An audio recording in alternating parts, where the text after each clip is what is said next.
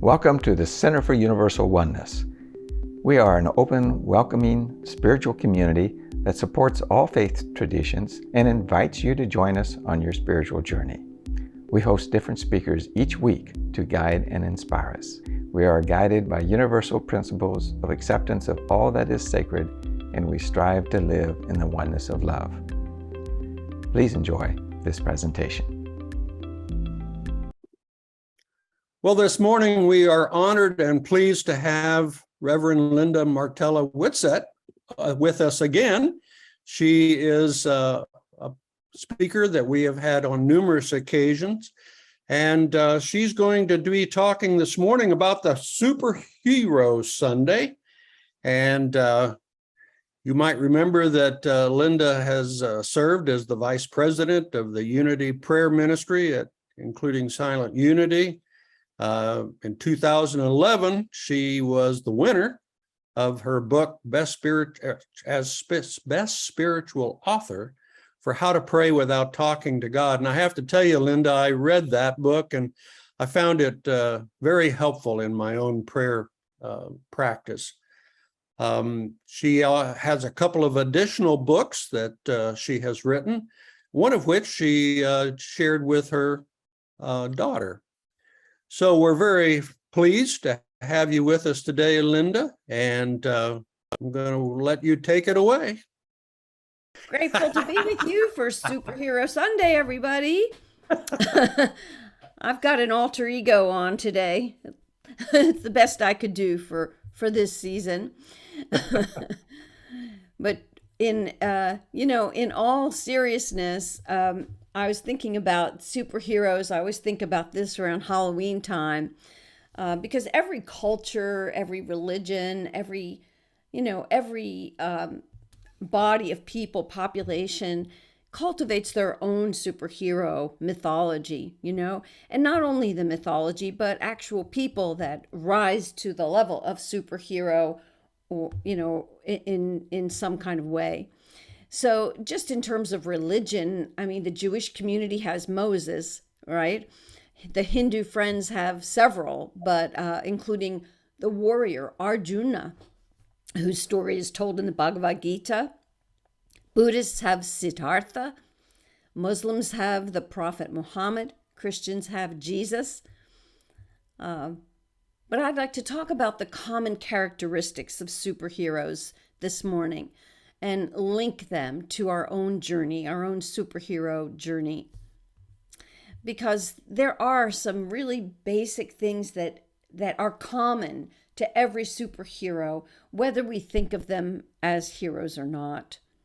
And number one among this is that superheroes discover their powers and the source of their powers. I mean, they usually have some kind of surprise entree into their superpowers. Think about you when you first began to learn about your divine identity. Was it a surprise to you? Did it come at a time when there was some trouble in your life that you had to rely upon those powers in order to overcome? Typically the question on the mind of the superhero when they're starting to discover their powers is like, why me? Like, what's happening to me? And where did this come from? What's the source of this? And it includes doubts and our attempts to disregard our gifts. Here's a simple example. Just like Clark Kent of Superman fame, Peter was an ordinary, small-framed, meek, intelligent nerd writing for his high school's newspaper, right? He was on a field trip to learn about spiders. And while there, he was bitten by one that had been subject to experimentation. You might know who I'm speaking about here, but Peter freaks out once his limbs begin to sprout spider legs. Here's a kid who was used to being bullied at school, and now Peter's surprising everyone, and especially himself, with his newfound skills of super strength and bendability. Think about the Spider-Man discovery. If you watch the movie, it's really an awesome thing to behold his surprise at finding this inner transformation. But in Jewish history, Moses was a similar kind of character if you think about it. Now, he didn't sprout other parts, but he came into this "why me" question at the burning bush episode, where he's hearing the voice of God and he's giving right back. Well, wait a minute, who am I that you should send me? Like, I'm nobody. Why should the people believe me? And he asks, who should I tell them sent me? And of course, God reveals a name, his name, its name to him. In other words, having to name that nameless God in the Jewish tradition where the name of God is never spoken, he needed some authority beyond his own in order to think that people were going to take him seriously, And he's asking God, can't you think of somebody more qualified? Like maybe Aaron could do it better than me, right? So Moses goes through like this trepidation and it's almost like it's a startling recognition that there's something within him that is being called into service, right? And this is often the surprise of the superhero is, I didn't know I had that in me, right? Mother Teresa is another example. I've just got to say her published journals posthumously reveal an arid spiritual life, which surprised everybody, right? Surprised us all. We thought, here's the most pious woman, the most humble servant, the most spiritually dedicated woman who prays, constantly. Yet she was experiencing what she felt like was the absence rather than the presence of God in her life. And she doubted much more often than she believed. And why I bring her up is because, even in the midst of all that spiritual unrest, she brought out some incredible superpowers, didn't she? What we see her as a superhero. Well, in The Universe is Calling, Eric Butterworth said this: when people heard Jesus saying, I am the light of the world, they thought he was referring to himself, that he was announcing that he was God or God's special agent, but he was simply affirming the truth or throwing the switch, as Butterworth said, and he made it clear that each of us must also affirm the truth. So the truth is, and the true affirmation is, Butterworth says, I am. This was the key to Jesus's power, his affirmation and his realization of I am.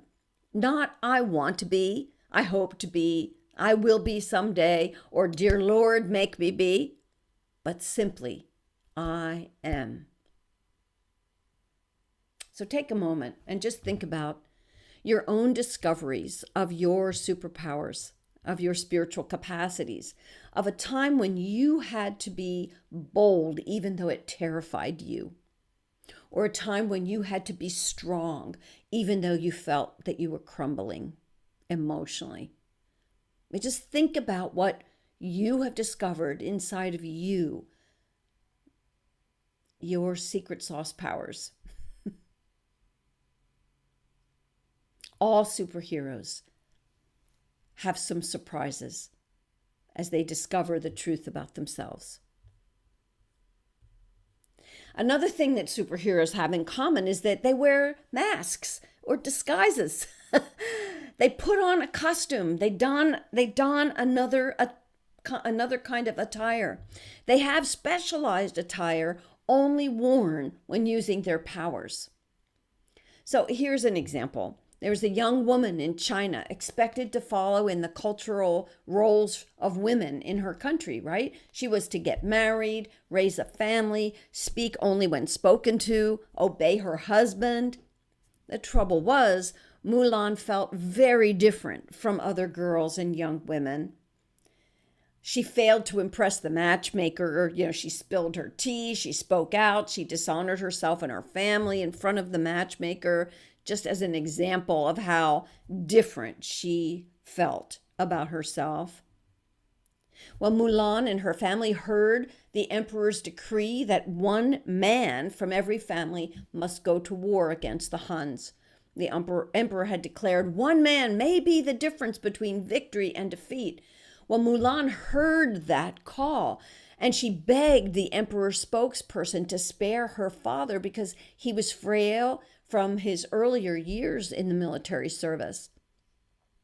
Mulan took a big risk just to speak out, and of course she was hushed. But this risk was nothing compared to what Mulan then did. And if you know the story, Mulan disguised herself as a young warrior male to replace her aging father in military service. She put on the costume and entered into the character. Well, here's another superhero you might not be familiar with.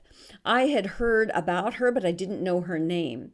But when Sylvia Bloom died at the age of like 96, I think it was, her relatives were flabbergasted to learn that she had amassed $9 million because she had lived frugally all her adult life. And privately, she built wealth in the stock market.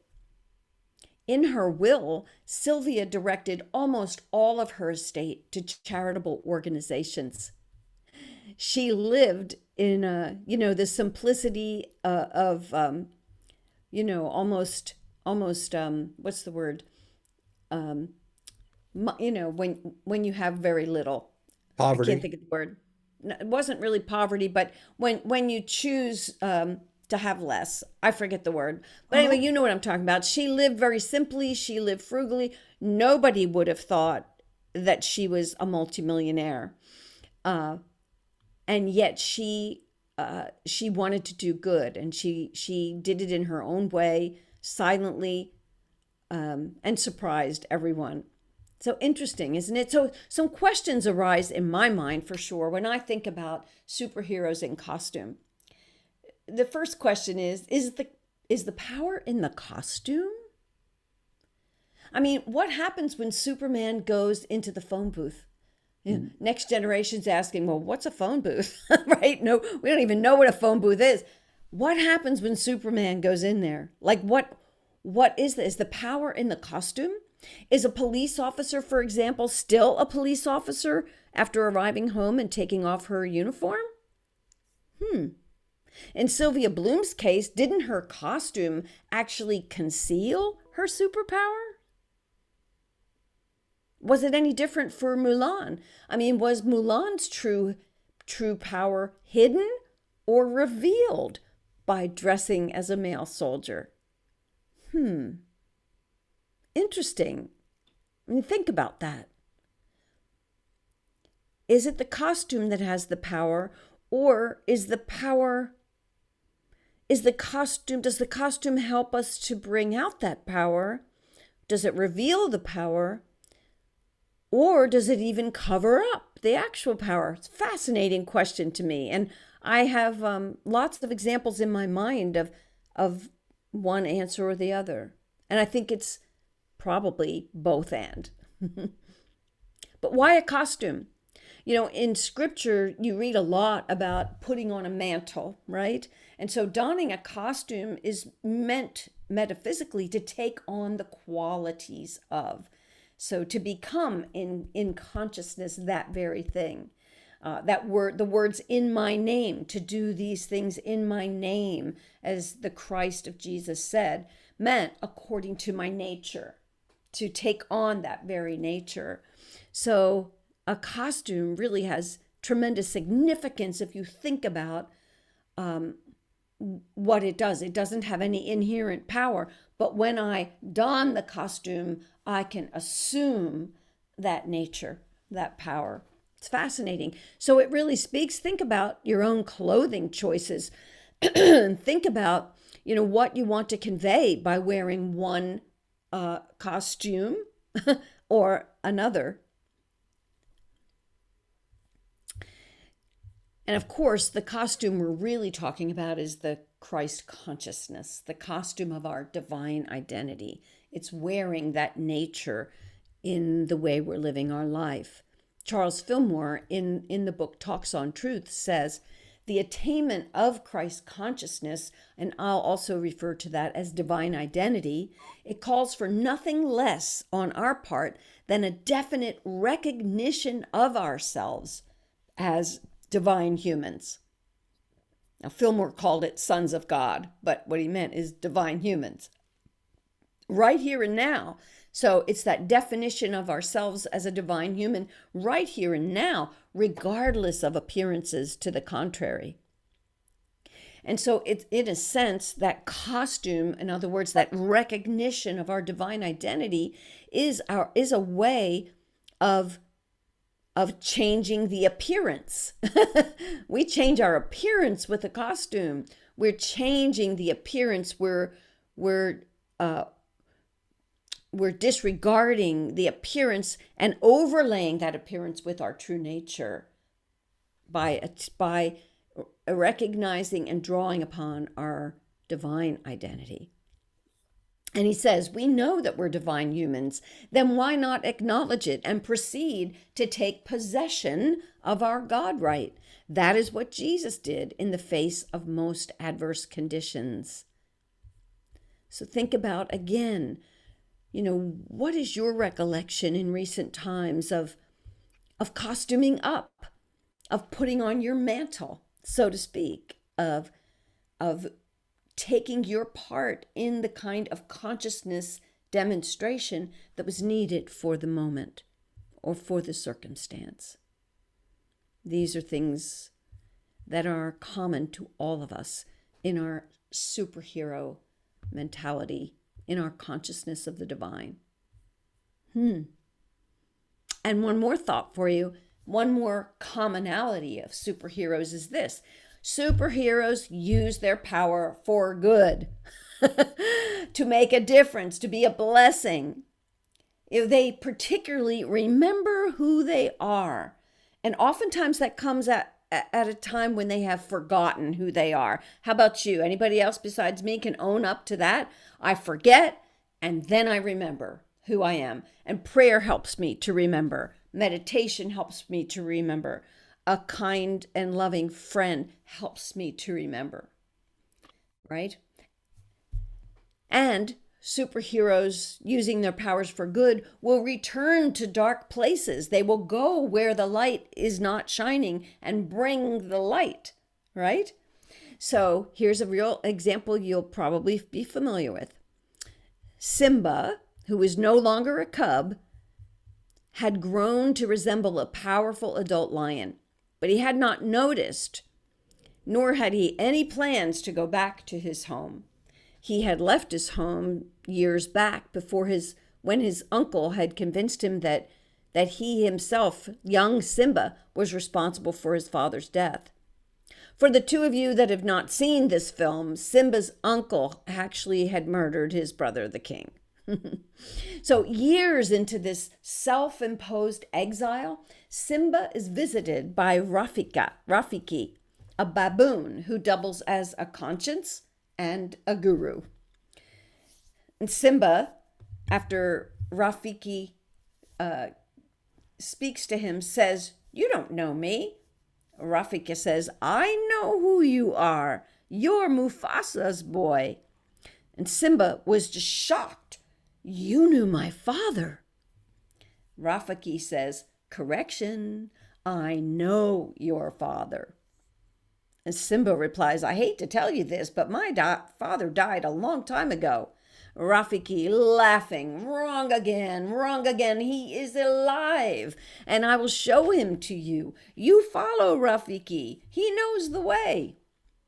Well, then in a poignant moment, Simba beholds his image in a body of water. He had grown into the image of his father. He couldn't deny it any longer, and soon after, Simba returns to recover his father's kingdom and his people. A classic story of the sort of reluctant superhero. When have you been a reluctant superhero?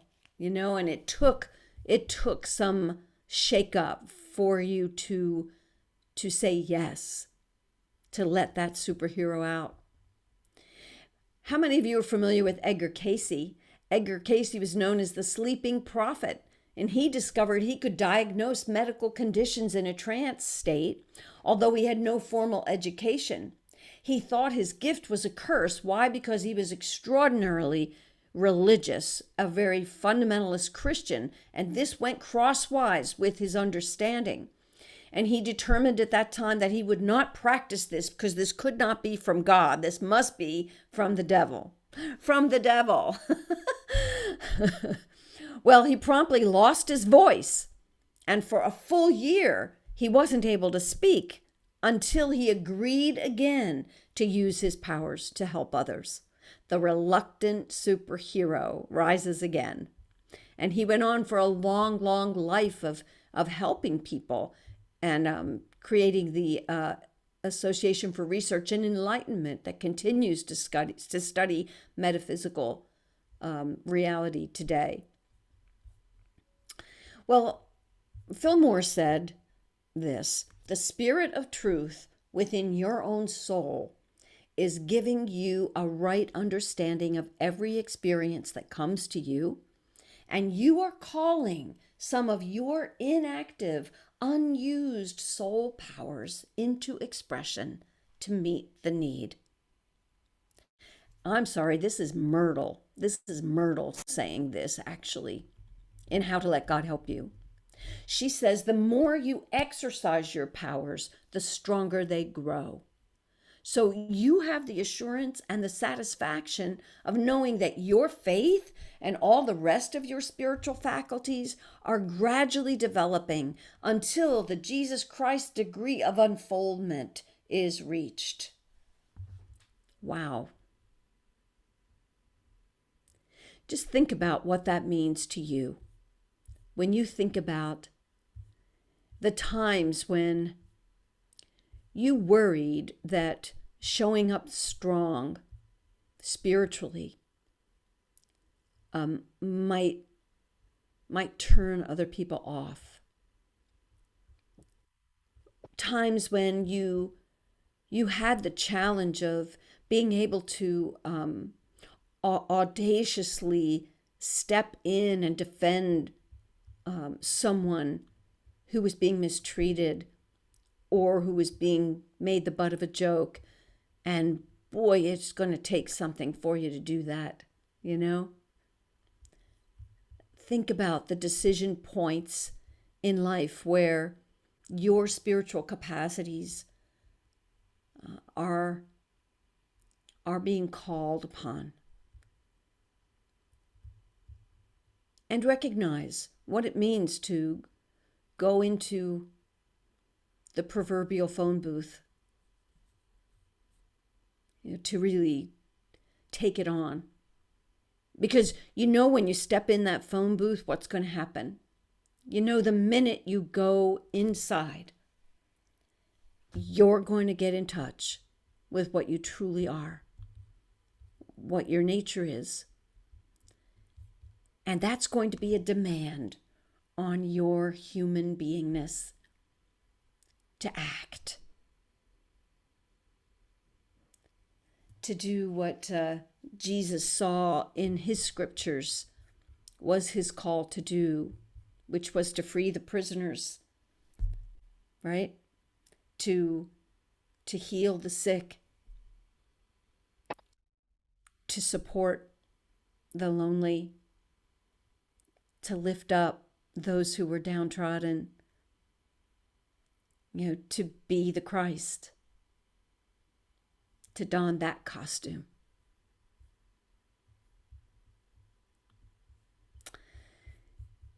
So friends, I hope, my reverie about this was for me. It's my way of making sense of truth. And I hope it maybe there were some points of it that could be points of reflection, maybe even inspiration for you this morning. I'm wearing the alter ego of the Christ. I have all these aspects of me inside, don't you? And really, in all fun, this costume, I actually have the tail to go with it. This costume also speaks to me of playfulness for me, because that's an aspect of my divine nature that I'm drawing out, is my natural joy and effervescence and the naughtiness, sort of the irreverence that just makes life more fun.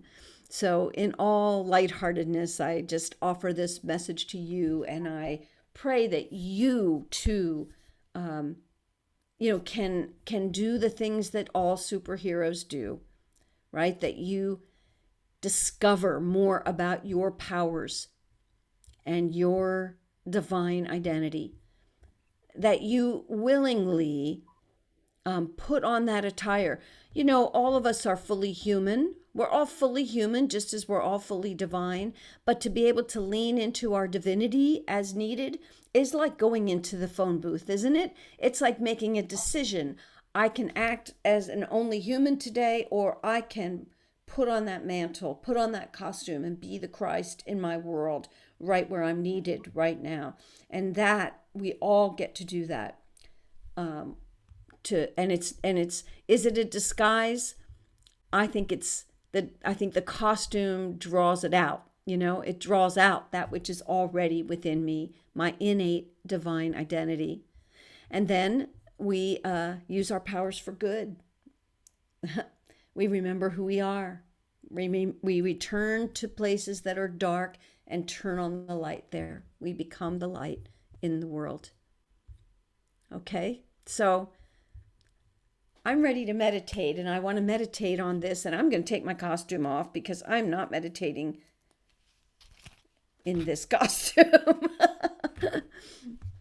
Okay. All right, so come with me into this state of opening. Just close your eyes, but open your heart, open your mind, open your life just as it is to the potential of greater spiritual understanding. Becoming still, sense the temperature where your skin meets the air around you. And notice that it's permeable, that the air gets in and your chemistry flows out, and really there is no separation. There's no hard border here. And so I open to truth.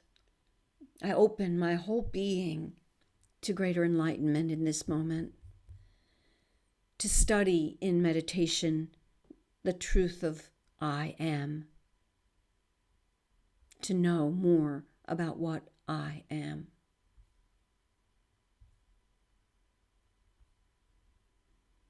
And as we begin that, I recognize the nature of God. I recognize that source, it's there in the atmosphere around me. And I am really determined to find it within myself as well, since there is no separation. I recognize God right now. And think about what you need to know about God for the things going on in your life this morning, for your relationships, for your challenges, for your hopes and dreams. What do you need to know about God? Recognize the nature of God in some particular way.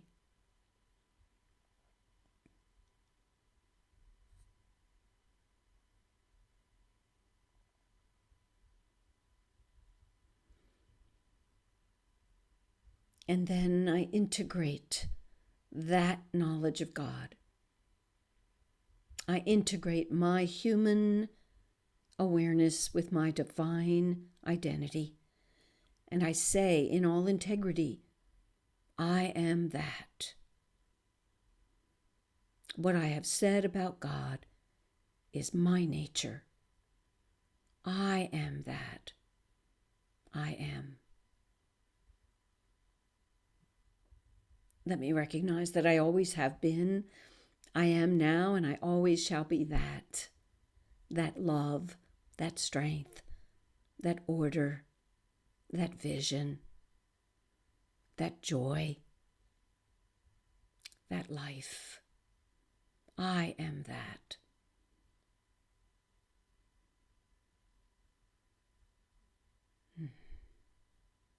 I am that. Let's be silent for a moment and take it in. Integrate. I am fully human and I am that.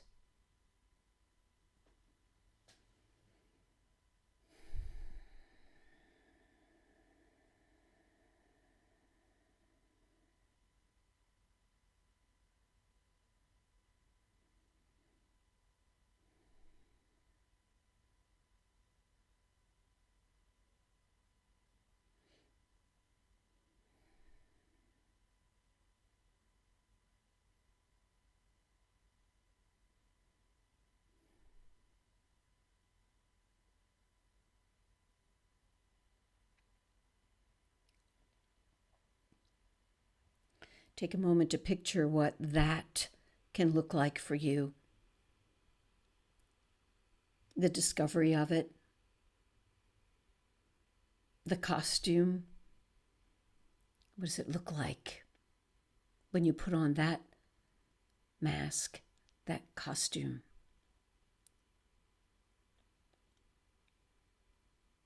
And then to begin to realize what you can be and do and have and know and express and demonstrate and prove of that quality.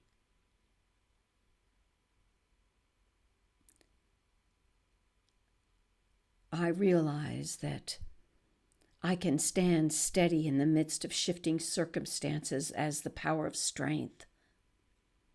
I recognize that when I say I am divine love, that I mean that I harmonize my own thoughts and I bring harmony in my relationships. I realize that when I say I am joy, that I recognize joy is not determined by my circumstances, and so I uncover joy and I exude joy in the smallest moments of my daily life. I am that, and what can I do with that? I claim that nature right now.